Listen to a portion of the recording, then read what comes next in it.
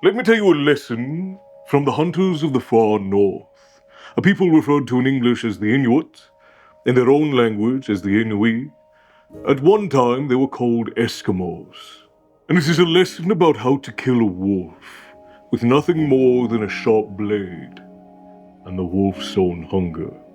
First, you take the blade honed to a razor's edge, and then you dip it into blood and let it freeze, and then dip it in more and let it freeze, and then you dip it in more and let it freeze, till you've got yourself sort of a blood popsicle.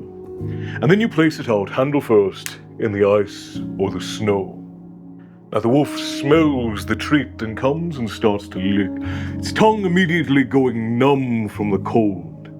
And it will lick and lick and lick until eventually it gets to the blade.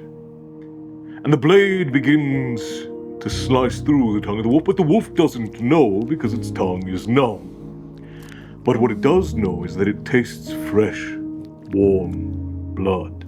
And the wolf will go into a sort of feeding frenzy, licking and licking and licking, tearing its own tongue to pieces.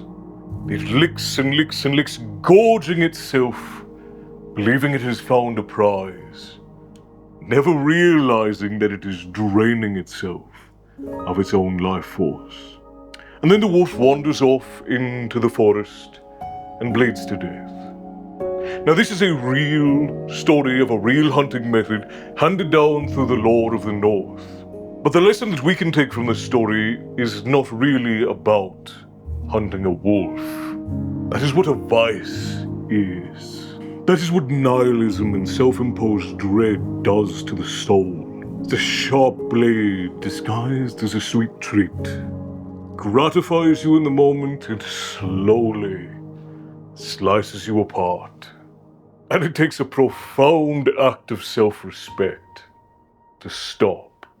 The kind of self-love that is strong enough to tell you no. Even and especially when it feels good. Drink up, my friends. I'll see you for the next one.